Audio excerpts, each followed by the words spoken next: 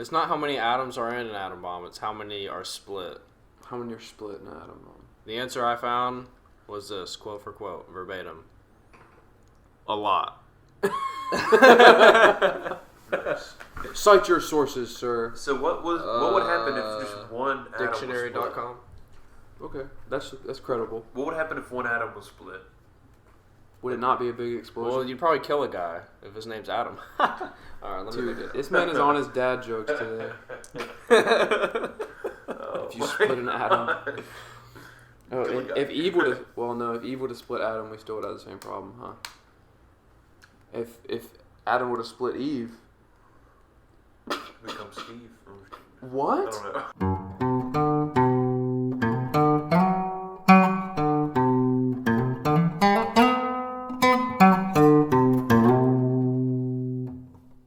Welcome back, all you beautiful faces, to Cast Those Nets.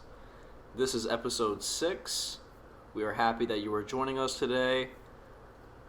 Once again, I am Dakota Lewis. I am joined here by Will Watson.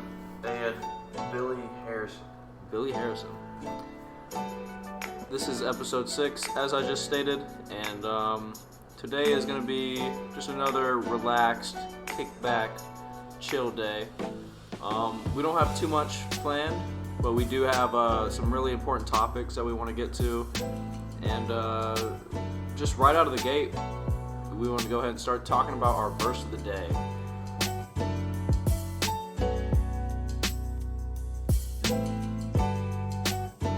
And that is going to be Phillippians 4, verses 6 through 7. So I guess you could say verses of the day. And I'm going to go ahead and read that out to you. So Philippians 4, 6 through 7. Do not be anxious about anything, but in every situation, by prayer and petition, with thanksgiving, present your requests to God. And the peace of God, which transcends all understanding, will guard your hearts and your minds in Christ Jesus. And I just want to go ahead and list out what that means to me and what I've come to understand what that actually means from leaders of mine in the church. Basically, this verse talks about how when you're struggling and you're going through a hard time, or even whenever you just need to understand something or find something out that's important to you, and you pray to God, and you truly ask God from a place of total surrender and giving everything up to Him, and fully relying on God, it is once you pray that prayer that God gives you the peace to come to terms with whatever the result of that circumstance that you're praying about is going to be. And I think that it's truly amazing that God can do that for us. And I know that I myself have found peace. I mentioned last episode or the episode before about finding out my dad has cancer, and as soon as I prayed about it and just thought about it and let that sit for a couple days, I realized recently, like, even the more results that we get back, and even when I thought that it was going to be worse than it actually was, like, I was totally at peace, knowing that God was in full control. So what do you guys get out of verses Philippians 4, 6 through 7? Well, I really like how when it talks about don't be anxious, but go to God in prayer. So just don't worry about things in life. Whatever you may eat, or having to worry about just all these little things that really don't matter. The best thing you can do is just go to the Lord in prayer with the things that you need or the things that you worry about, because when you go to the Lord in prayer with that, it'll be made known to God. And, there'll be a peace in your heart. You don't have to worry. That's what I got out of it. I was actually really struggling with this earlier on today. As I've told y'all before, I'm trying to go back to I'm trying to go to school at actually the same place that Billy does. But I'm trying to do it online since I have a full-time job here. But I just been it's not been an easy process trying to like deal with just my high school and TCC and the new college I'm going to.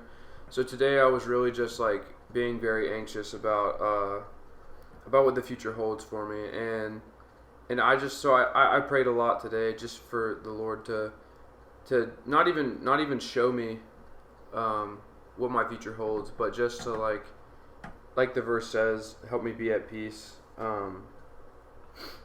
where I am right now, and just trust that the Lord is gonna lead me to where I need to be. And I just need to be thankful, give Thanksgiving. It's really hard for me. It's something that I've struggled with for a while, and it's something that Satan uses to just disrupt my relationship with the Lord, and I hate that it is that way. But we all struggle with some things, and that just happens to be one of mine. So yeah, man, that's real. That's real right there. It happens to all of us too. Let me fix it. Okay. And yeah, I think this is just like a really good verse of the day in general, or just a good couple verses in general to just have in your life at all times, to really just give you that reminder that you can have peace once you submit your needs and your worries over to God in prayer. And so up next, in the continuation of our journey through the stories of, I think, not only the Old Testament, but we eventually want to get to New Testament stuff, right? Eventually. Let's worry about. But our journey through the stories of the Bible in sequential order as they're listed in the books of the Bible. And so after going through Adam and Eve, and then after getting past Cain and Abel, we have now ventured into the territory that is Noah's Ark, and just the story of the Ark in general. Billy, do you want to go ahead and give us some verses from sure. Genesis chapter 7, I believe? It's going to start on Genesis 6 Yeah. and kind of make its way over To to 7. So, y'all want to start on 9?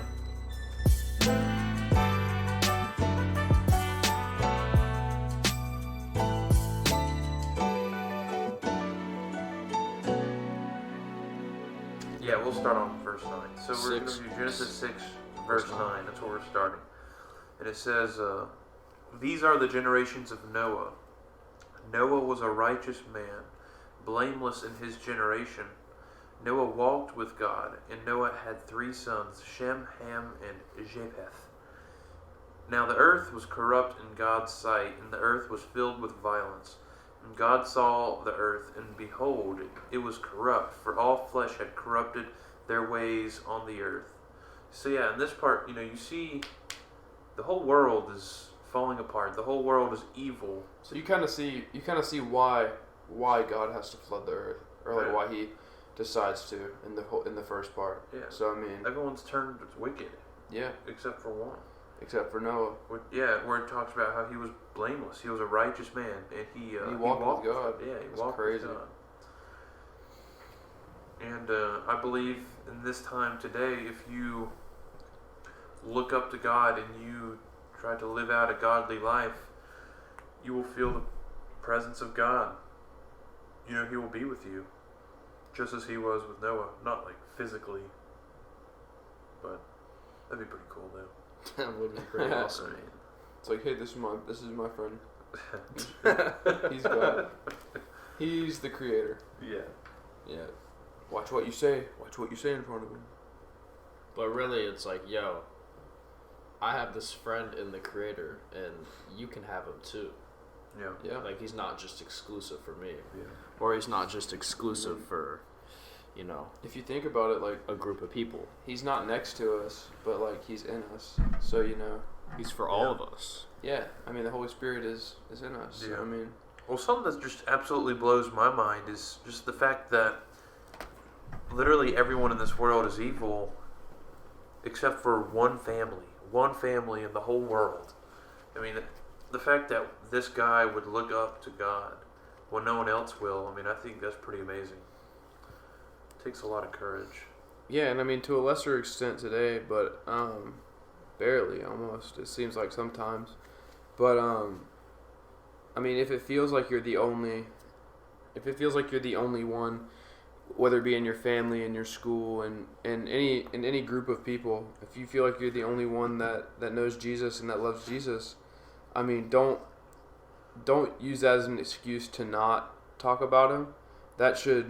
This story of Noah should make you feel ecstatic that you get to be that one that God has put in that group of people to tell them about you. So I mean, yes, you're not building a massive boat to put every animal on the planet into, but I mean, to spread Jesus to a group of people, I mean, to even one person is a massive feat in its own, you know.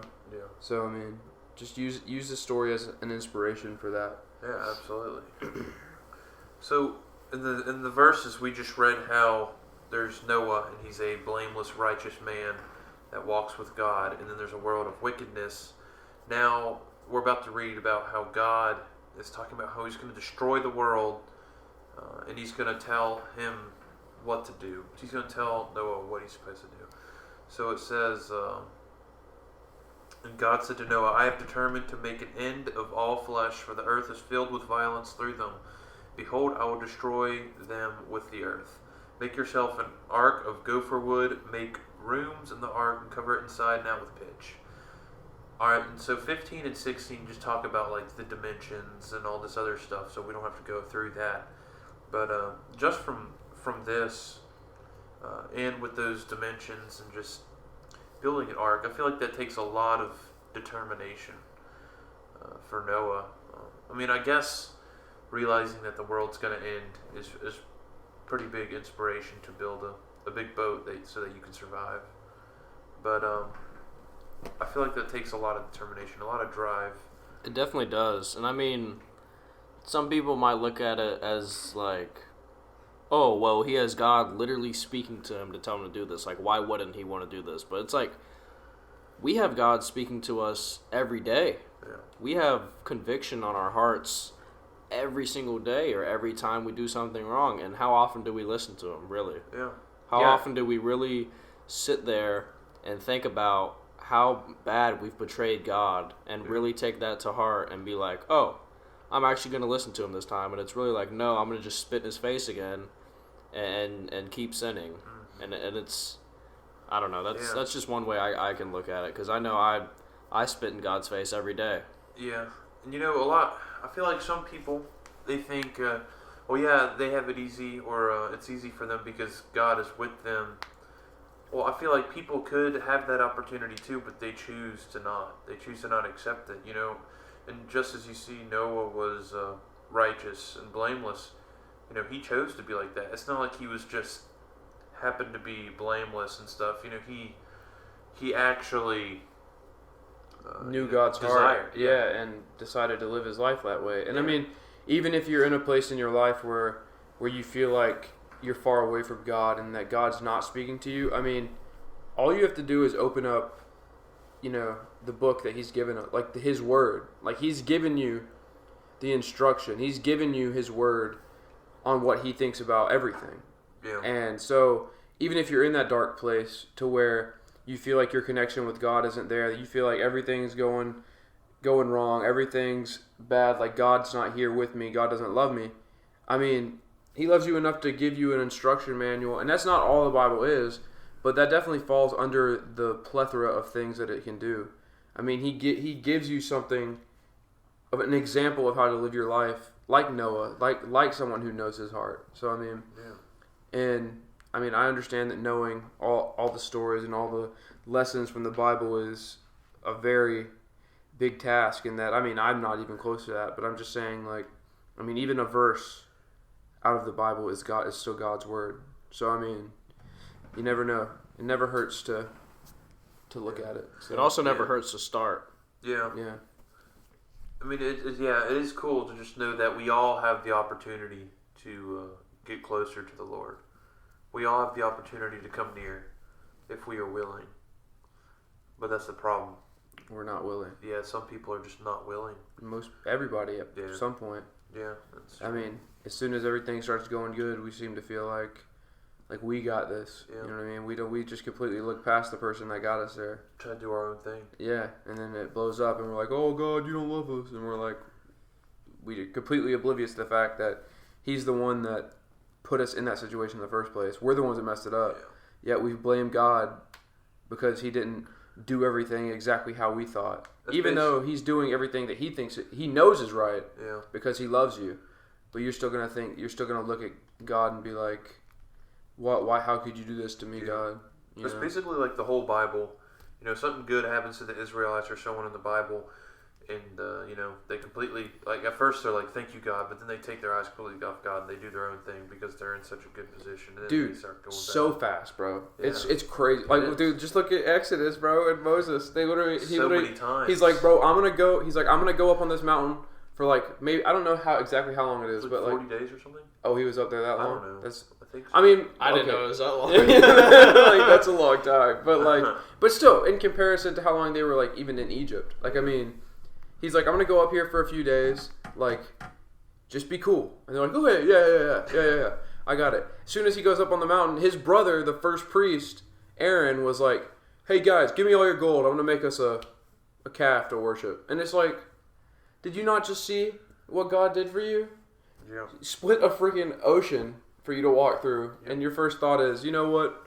Let's go worship this gold. Yeah, dude, for real. Think about it. They're like, you know, they're like puppies. They need nurturing 24/7. Consistent. And when you Yeah. turn your back from them, they start destroying crap. Mm-hmm. It's exactly what they're like. Yep. That's what we're like. Man, it's crazy, man. It's wild. I was at a church on Monday, and they were talking about the pastor was going through a timeline of the Old Testament, and he was talking about Chronicles, but that's not really relevant to what I'm about to say. But Should probably clarify that this isn't the church we go to. no, it was a different church. But it literally said, he was pointing out on the timeline how we think of, like, either the time of, like, them being in Egypt or the time of them being exiled to Babylon. We think of that as being, like, such a big part of the Old Testament, but, like, when you look at it in, like, from the beginning to the end of the Old Testament, the amount of times that, like, the Israelites were in bondage compared to the amount of times that they were free and, you know, basically perverting everything God said and disrespecting what God said. Like, the amount of time that they were in bondage is minuscule. Like the sentence does not match the crime if you look at it. So, I mean, it's wild though. No, It's pretty crazy. Absolutely. But, like, the flood, I would say the punishment probably fit the crime in that sense, because, you know, he cleansed the the earth of people. So, I mean, It was intense, but it was needed. yeah. I mean, yeah. Well, all right. So Probably Let's need go one ahead. Mm, let's go ahead and we definitely deserve it today, but Oh, because yeah, of for Jesus, we sure. don't. yeah, It doesn't happen. So, I mean, yeah. What were you saying, Billy? We can go ahead and read 17 now. go for Well, it. we don't have to read every single verse. Okay, I'm just gonna read the Okay. big parts. Like, I skipped 15 and 16 Oh, okay, because okay, we didn't okay. really need to know that. Yeah. But yeah. After I read this, we're probably gonna skip ahead to some things. All right. So it says, "For behold, I will bring a flood of waters upon the earth to destroy all flesh, in which is the breath of life under heaven. Everything that is on the earth shall die. But I will establish my covenant with you, and you shall come into the ark, your sons and your wife and your sons' wives with you." Alright, so this is what happens when you follow the Lord, when you walk with God. He will save you out of destruction. You know, look at this. Think about it today with when God comes back and he starts when Jesus comes back and he starts judging everybody. You know, if you followed him, if you believed in him, you're gonna be saved. And think about this time with Noah when he was in the ark. Everyone in the world did not look up to God. The only person that looked up to God and was righteous was Noah and his family. And him and his family got saved, but everyone else got destroyed. So this was like the first end times, if you really think about it. because God created the flood and killed everyone in the world, and just because they didn't look up to God and they were evil. Think about what's going on today. I mean, there's so many evil people in this world. Yeah, dude, it's gonna. Oh man, that is very wild to think about. Yeah, it's crazy. I mean, it's also. I don't know how we could compare what people are like today to what it was like back then. yeah. But if you could, I'm sure it would be pretty. It at least have to be pretty close, and that I don't know that we'd be. Or I mean, as Will was saying, like we're worthy of the same punishment. Yeah. Like what have we done to deserve any less of a punishment? Honestly. Yeah. I guess it's like if God didn't create the covenant not to flood the earth, do you think we would be evil enough today for the earth to get flooded again? I definitely do.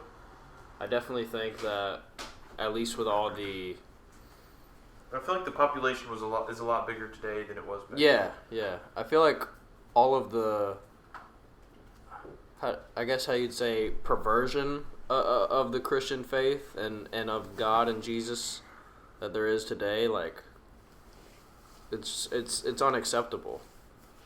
And I know God is definitely not acceptable of that, but because of, like you said, that covenant, that's not something that's going to happen, but it's definitely something that I personally feel like we deserve for sure. Yeah. We deserve a lot worse than that. Well, yeah, because we deserve hell. Exactly. But it's with Jesus that we are forgiven and we're blameless. Yep. Definitely don't feel like it though. Yeah. Well, that's just Satan. Yeah. Telling you that. I mean, thinking that honestly, I might have talked about it on here before, but like worthiness is one of those things that's a tricky subject as a Christian. Because, like we were talking about, we're definitely not worthy, even close to being worthy of all that the Lord's done for us. But because of Jesus, we're made worthy. Like, through Him is why we don't deserve it, but it's why we just have to make sure we don't reach a point of, like, pride and feeling like we're better than we actually are. We have to realize it's only because of Jesus. Yeah. That's made possible. Like, how great are we to, be able to earn something like that? We can't, Yep. It's through the grace of Jesus that we've received this. Yeah, and unfortunately, I mean, I don't know if it's an unfortunate thing, but one thing that our small group leader has told us before, and it might have been our college pastor, but actually it might have been one of our interns. It was somebody that had authority over us. Said something about that, whether the world admits it or not, as Christians, we are held to a higher standard. Just because people expect more of us. Like I said, whether they admit it or not, the second that somebody hears that we're a Christian and they see us sinning, the first thing that goes to their mind is, oh, well, they're a bad Christian. Or they're like a hypocrite. Yeah. Which, definitely. Well, yeah, that's the thing. We are hypocrites. And people that don't have Christ just don't seem to realize that they are as well. And it's just really like, I don't know. It's really sad. Yeah. But also, I mean, we also need to embrace and rejoice in that burden of that higher standard. Yeah. Because, I mean, I'll take a higher standard for eternal peace. You know what I mean? Yeah. Like, I'll take somebody looking at me and judging me for sinning when they're just as bad of a sinner. Yeah. But, I mean, at least I know I have Jesus that, forgives me for that. So, and conviction is the really big thing that you need to feel in order to not let sin, control your life with shame. So, absolutely. Where are we in? So, now we can talk, I've actually started thinking about this. We could talk about some really cool things about the flood. Like, think about this. How is it, if the flood didn't exist, then how is it that there is actual seashells from the ocean on mountains, on the top of mountains? Like, how does that work? I don't know, man. For people who don't believe that actually happened. And if you look at all the, because there's dinosaurs. We obviously knew that there was dinosaurs. How is it that the fossils of the dinosaurs that we have found, they've all were in like the same layer of the earth? So it's like they all died at the exact same time, which people could think about that as the giant asteroid hitting the planet, but is that what Andy showed us at one time? The Cambrian explosion. yeah, that's what it's called. Yeah. Yeah, I've read about that before. That's pretty wild. Yeah. I mean, I just don't see it. I don't see it happening from an asteroid hitting the Earth. I don't see how it could smack shells up to mountains.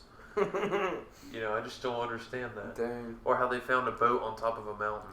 In Yeah, like that Turkey that one's more of the, I don't know, because that's the one that I feel like people haven't gone out of their way to disprove. I feel like a lot of things that you brought up, people will go out of their way to disprove our faith by trying to scientifically prove it. Yeah.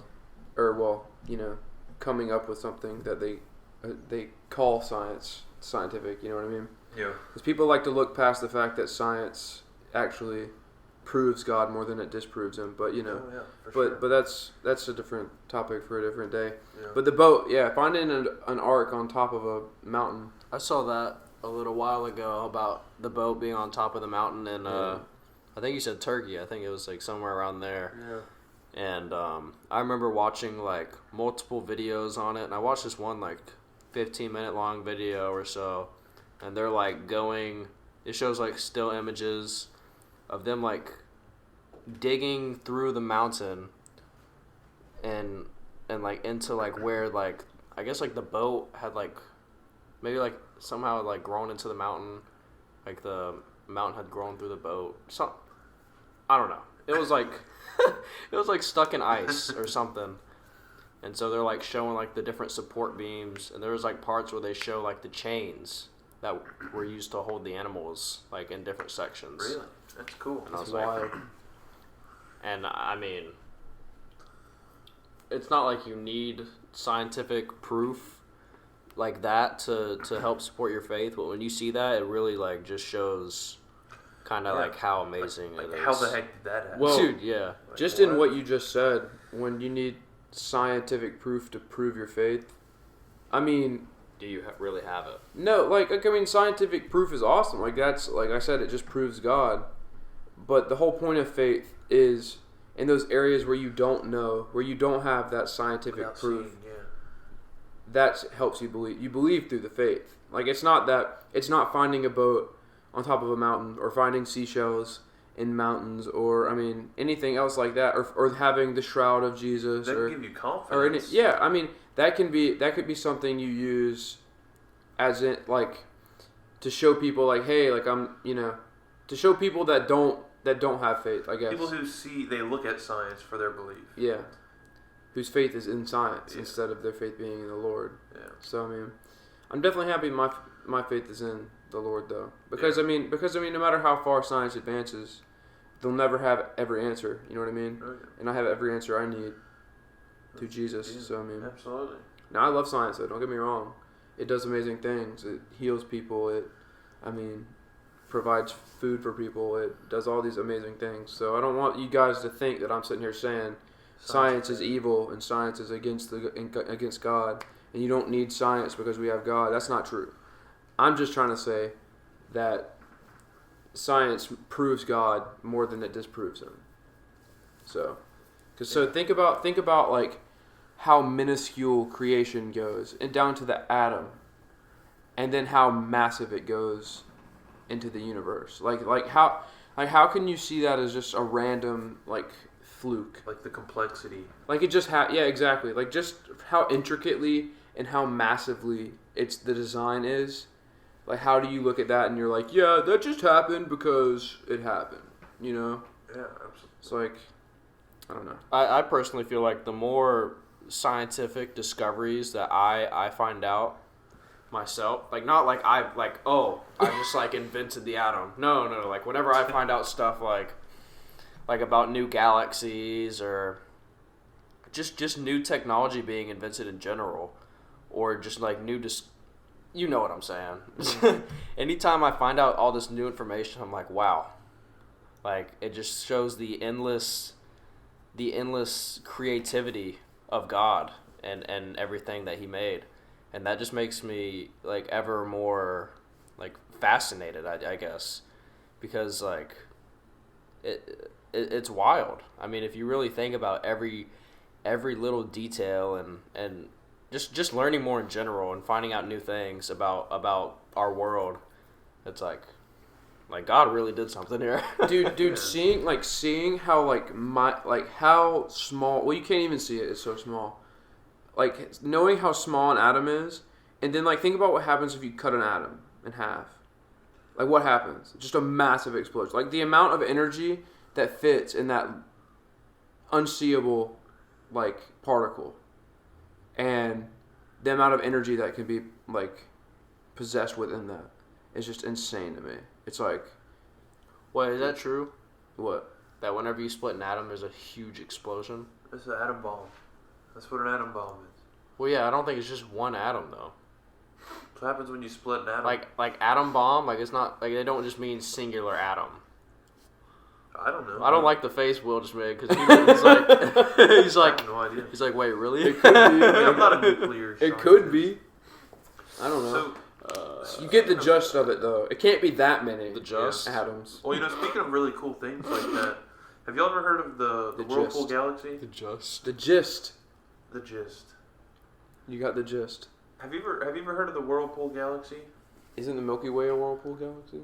No. Yeah, isn't that a type of galaxy? No. Or is it a spiral? I don't know. I'm pretty sure it is. No. It's Is it a big whirlpool?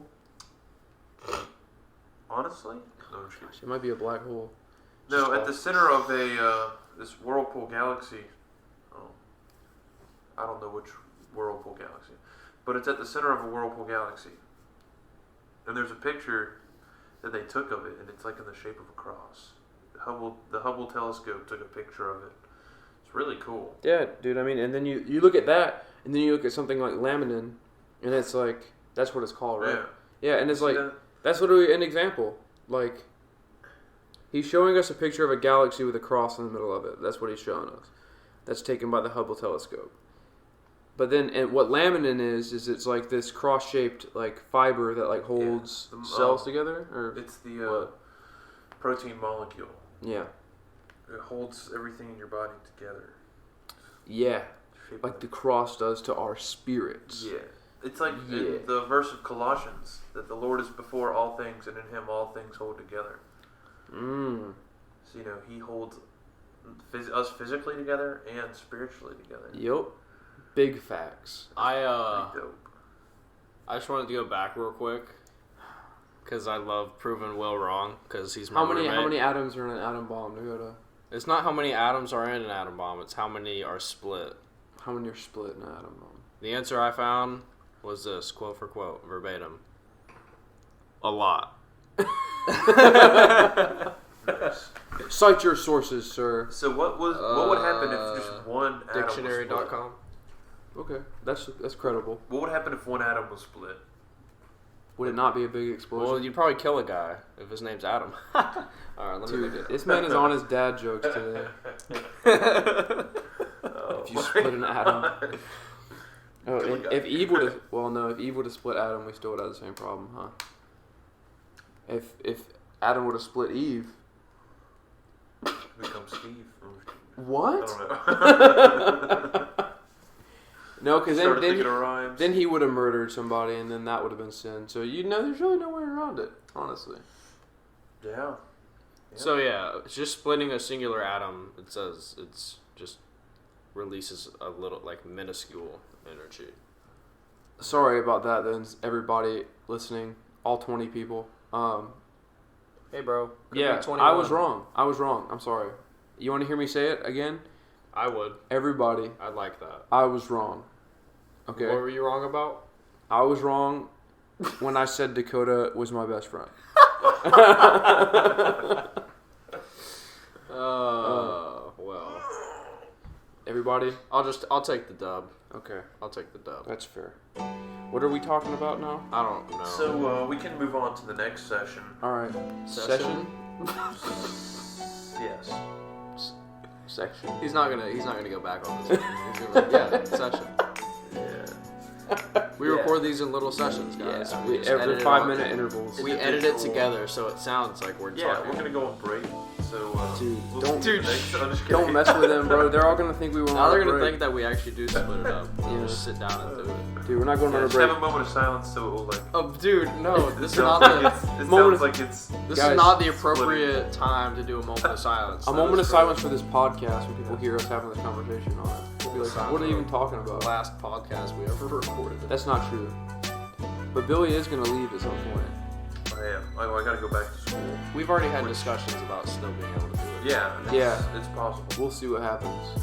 There's a couple things that's gonna happen. But for those of you who think that Billy has a weird and or smooth voice, no, you just, first address the weird and then address the smooth people. Yeah, I already know I have a weird voice.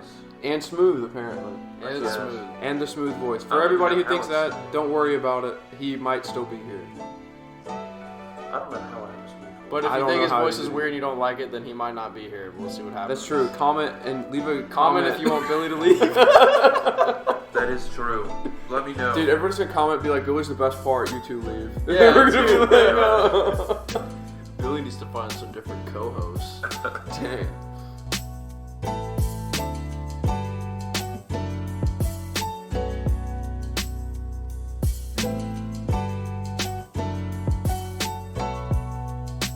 All right, so the next session is how to be faithful under persecution. So, what are your thoughts on that? How do you be faithful? I, under persecution? I don't think we had the discussion on how to be faithful in persecution, but definitely the last episode, or maybe I think it was the last episode. We talk about how being persecuted for Jesus is the most worth it thing that can happen to us, and being persecuted is an honor. And so I won't, because I feel like I'm going in the exact same direction I was going last episode when I talked about this, but I'm just going to remind everybody of that being persecuted for our faith in Jesus Christ is an honor, and that it's something that I find only gain in. And if Will could stop opening sunflower seeds in the middle of the podcast, I'm sorry. if you're going to do it, at least do it in the microphone so everyone can hear you. Yeah. Dude, stop. Just stop. Just leave it up. Oh, my goodness. You just told me to do it. Well, just as Paul talks about how, consider it as joy that you receive persecution through serving Jesus. I know.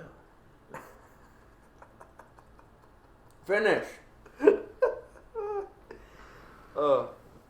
And so basically, getting into the actual segment of how to be faithful under persecution, it's basically that. It's reminding yourself how much of an honor it is, and it's praying to God in the same way that our verse of the day says, or not in the same way it says, but having that peace in the way that verse reminds us is that once you pray that prayer, in order so that you can maybe try and come to an understanding of why you're being persecuted, you'll find peace in the reminder that Jesus gives us, and that we find to be truthful, that it's an honor. Like, why, or I guess what could be more worth it? Like, would you rather be persecuted for, I don't know, jeez. Wow. Oh my god. Dude, that scared me so much. Really close. Yeah.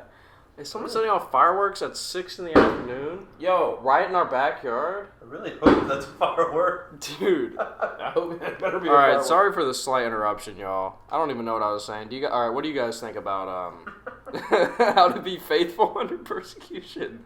Dude, that just scared me, man. Well, the one thing you really got to think about is we are not deserving of anything good in this life. So if you were to experience persecution in this life, that is actually completely what we deserve. full-on persecution. We deserve to be, we deserve everything bad to happen to us. But, the one thing we should think about is, one big thing is we think more about the persecutions we receive than the blessings we have. Whenever something bad happens to us, we know it right away, but sometimes we really can't recognize when we receive a blessing. And so, going back to, how to be faithful under persecution is to realize that it's still a blessing to have persecutions while serving Christ. That the whole fact that we're alive should be enough. When we think about being persecuted, they're like, well, at least I'm not dead yet. At least I'm not thank dead God. yet. Yeah. Well, it's just that faith in Christ makes persecution okay. It makes it worth it. What you got, Will, Mr. Sunflower Seed Boy? I think that, like Billy said, just being persecuted is a blessing. Being persecuted is, but whenever I think about being persecuted, it's almost in this world that we live in that's full of air quotes tolerance and air quotes love. I don't think that that persecution looks exactly like it did back then. It's not acceptable in America to go around and kill Christians because we believe in Christ. But it's definitely when you disagree with something that the world says is right, or something that society says should be a certain way, you definitely get judged kind of in the way that they say you're judging them, because all we're doing is trying to tell them how God is instructing them to live, but they don't want to hear it, because a lot of people don't want to hear what God has to say when it doesn't line up with exactly how they want to live their life. So I think we just have to be careful in this world that we live in today, and realize that being persecuted can look a lot of different ways, but I don't think that, like Billy and Dakota have said, I don't think you should let it affect your faith, because at the end of the day, we don't live for the world or for society or for others. We live for the Lord. So that's how I feel about it. Absolutely. That's a great way to look at it. All right. And do you guys have anything you want to say before we transition? We'll move to the next session. Negative Ghost Rider. Is there anything you want to add? Like math-wise? I've We been learned last thinking about podcast. 319 plus 246. What's that? Hey, we learned last podcast we're not good at math, so let's not 246. All right, 319 plus 246. First one to come up with the answer. What is it again? 319 plus 246. 465. 5, 6. 5? Yeah. 565. Yeah, you're right. Who said it first? I said 465. You said 565. So you got it right. All right, Billy. I couldn't remember the first two numbers, so I just split it for 400. You win a complimentary. Breakfast? Will you have what I'm having?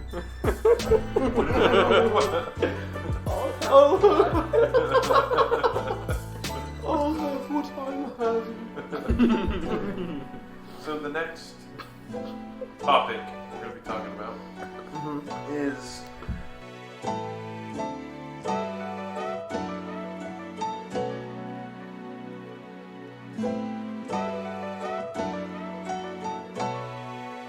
when was a time that you have ever loved your enemies?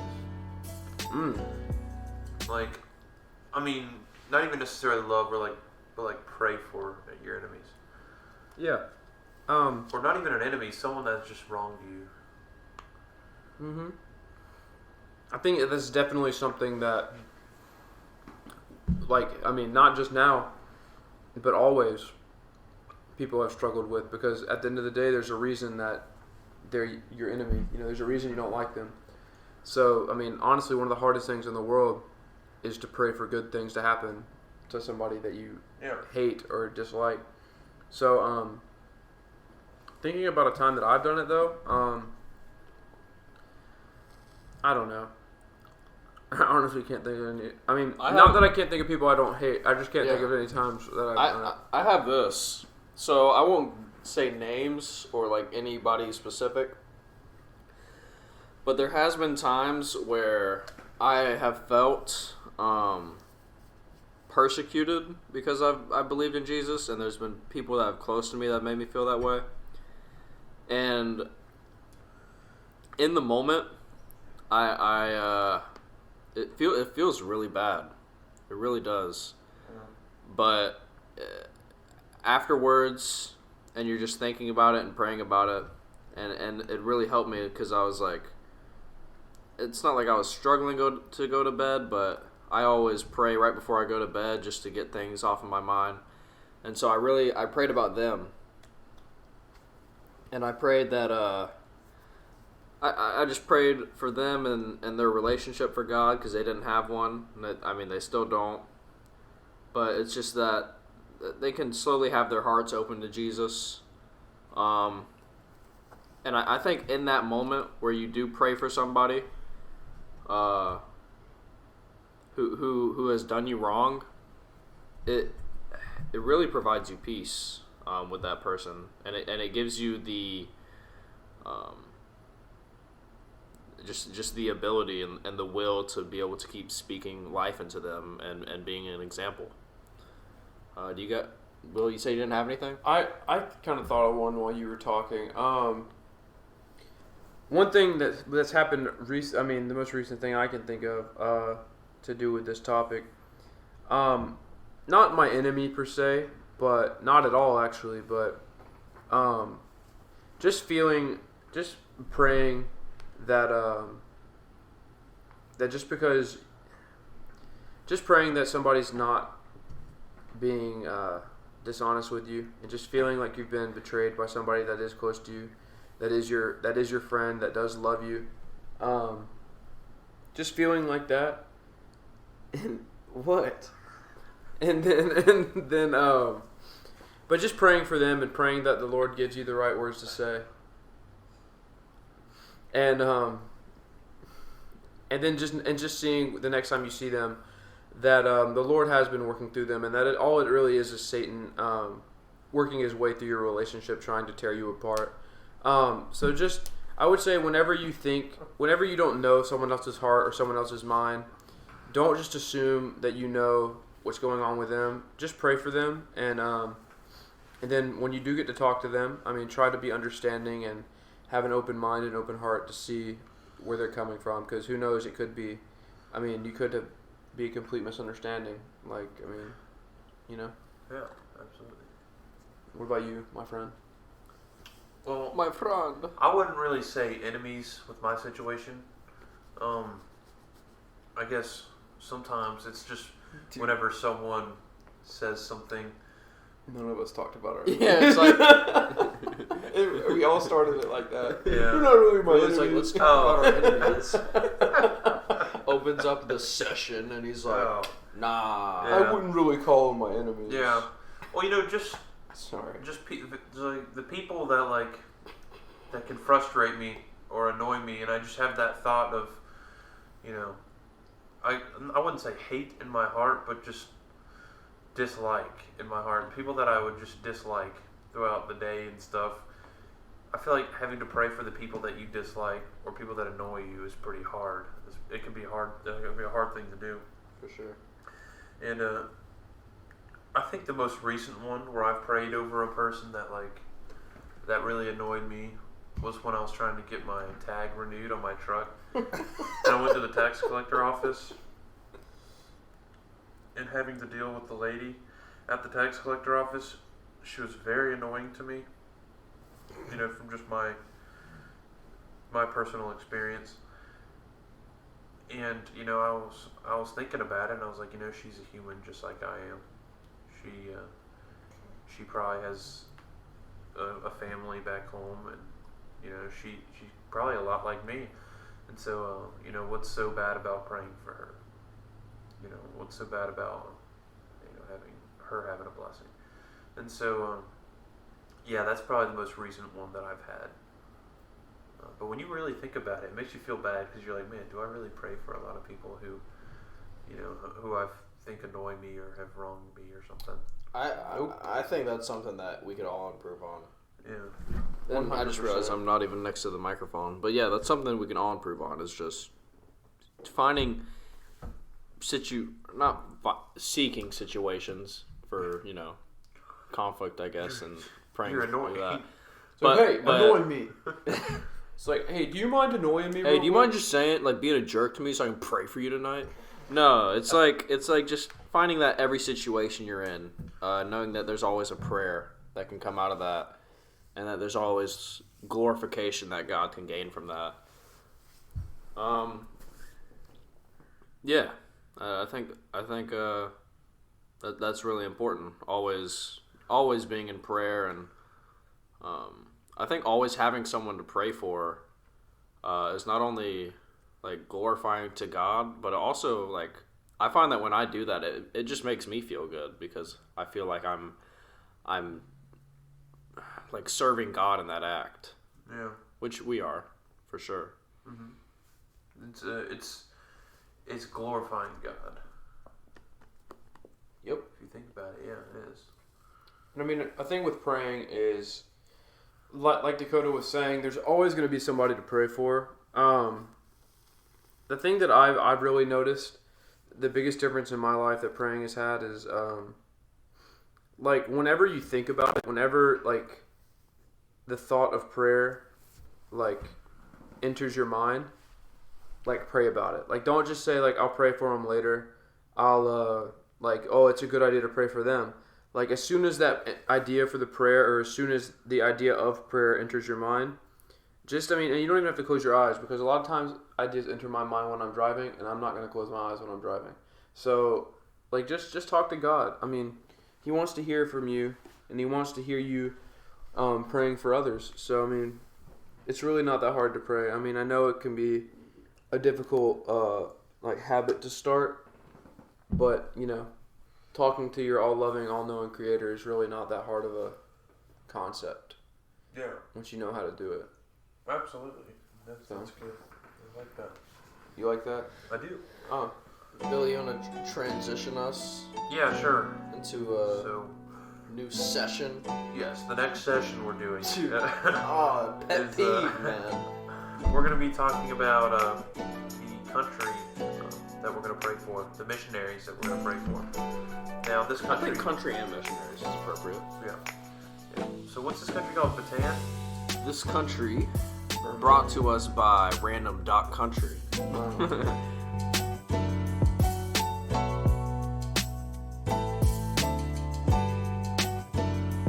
Bhutan. Oh, yeah, Bhutan. Bhutan. I think it's Bhutan.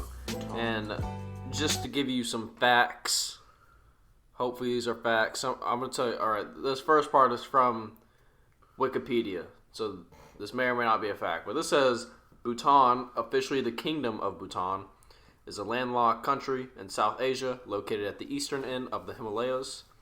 It is bordered to the north by China and to the south, east, and west by India. And so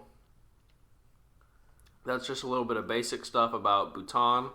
This next information about Bhutan comes from OpenDoorUSA.org.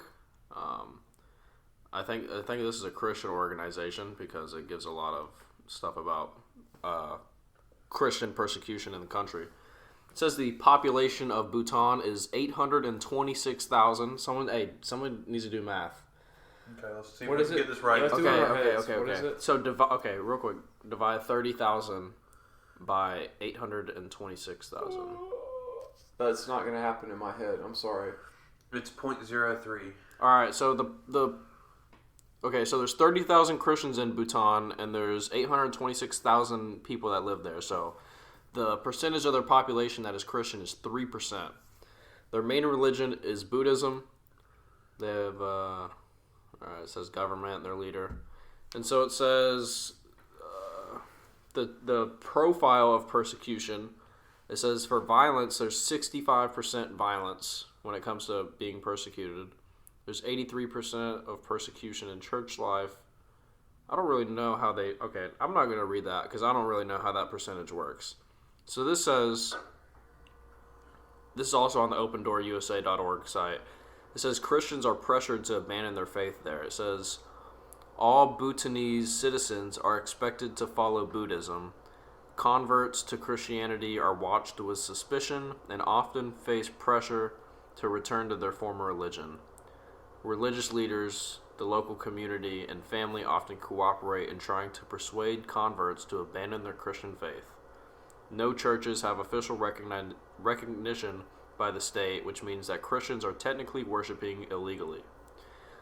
Local authorities often refuse to issue Christians with a certificate needed for loans, jobs, and more.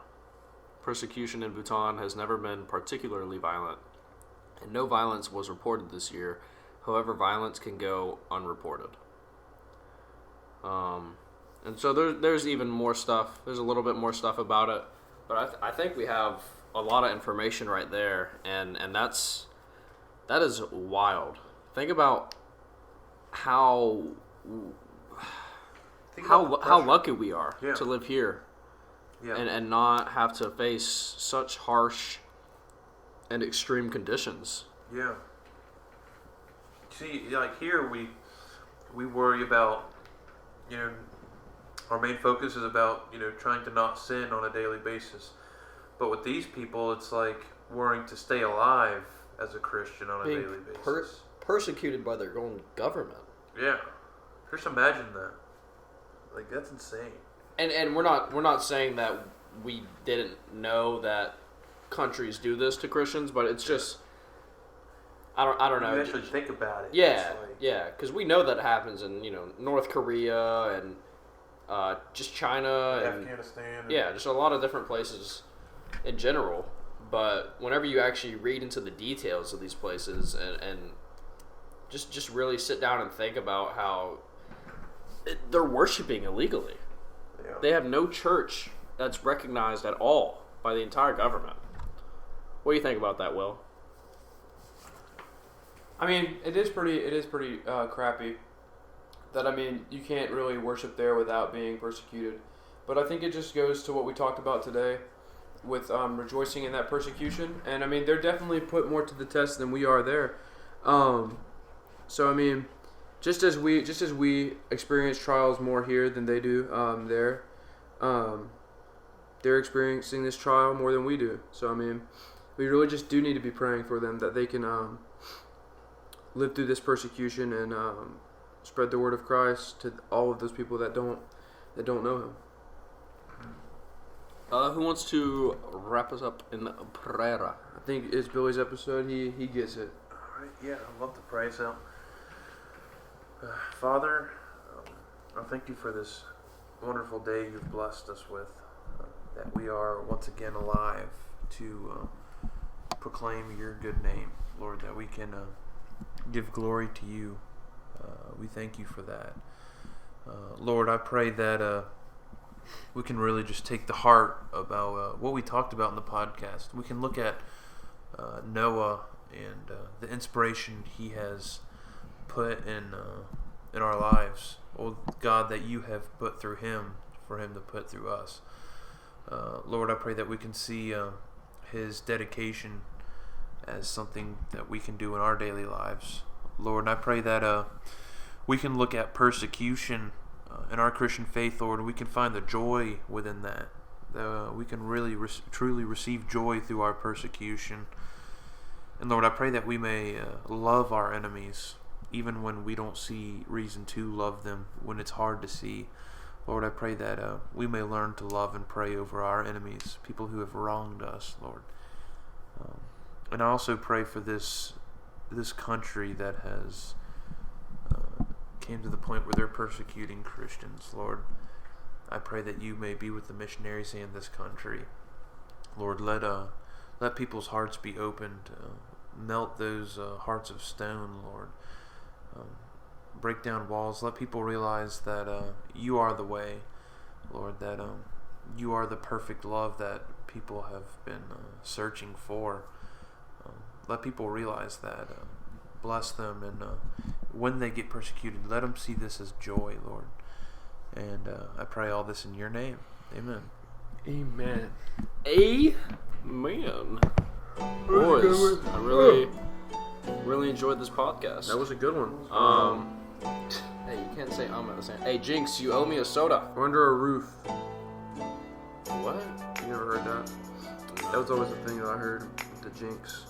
If you're under a roof, it like nullifies it. Well, dude, don't ruin my vibe like that. I won't. Okay, Sorry. cool. So you're still gonna give me a soda? Bro, how is this password 2 weak? Because it has the muscles of you. Alright, well, guys, we thank you for joining us today on this extravagant adventure that we call Cast Those Nets. We hope to continue to just find different, little topics to talk about week to week, and that we just keep having this motivation that we have to sit down and do these podcasts. It's not always easy to find the time to do it, but I'm happy that we keep having, the ability and the free time to be able to sit down and have these like really meaningful conversations. I know in the long time that we've all been friends, we have had conversations like this where we sit down and talk about Jesus, but I don't think it's nearly as frequent as it should have been, or nearly as intentional as we always have. Really, I feel like we've always like meant to be that, but it doesn't always happen. And so this podcast really has been a good way of keeping us accountable to each other, and also just giving us the ability to talk more about Jesus to each other on the podcast and off the podcast. And with that, we thank you guys for watching. Would you guys like to say any last words before we sign off? Just that y'all keep doing your thing. Y'all keep listening.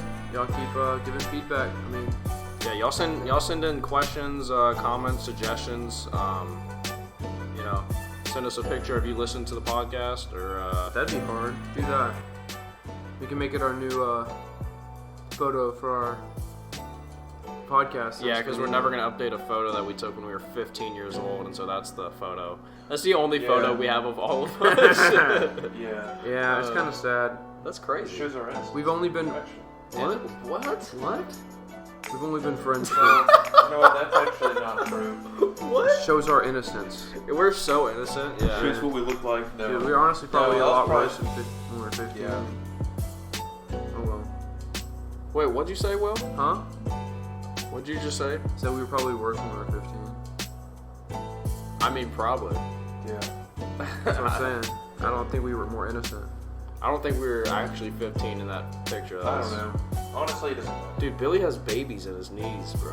What? No, stand straight up. Stand straight up. You see that? Babies in his knee. Look at this knee. Look at this knee. What do we call? It looks like a knee. It looks like a baby. All right, bro. Go on Google, look up baby knees, and you'll see, dude. I'm pretty sure baby knees don't have. I'm pretty sure their knees are just like. No, not a baby's knee, but like babies in okay, the bone structure of a person's knee. Dude, his knee looks like a baby's face. What? I'm gonna have to. I got some Alright, memes anyway. to show you boys off air. Off air. Off air, man. Okay. All right, everybody, look up baby's face and person's knees, please. That rhymed. Please look that up. It's hilarious. Bees knees. Anyways, we thank you guys for joining us again today and listening to the podcast. If you listen all the way through, leave us a comment and say, "Hey, I did it," or something like that. Something Like that. I don't know. Anything- Say whatever anything. you want. Comment. Anything is better than nothing. Just remember that. So. Not always, though. Well, yeah, you're right. We won't get into that. All right, guys. Thank right. you so much for watching. This has been Dakota. Will. Billy! Thank you. Sincerely, DBW. I don't know. What? Go to Billy Will. Oh, why didn't you just say CTN? Alright, anyway. Oh, yeah. All right, boys. Go out there and cast those nets. See y'all.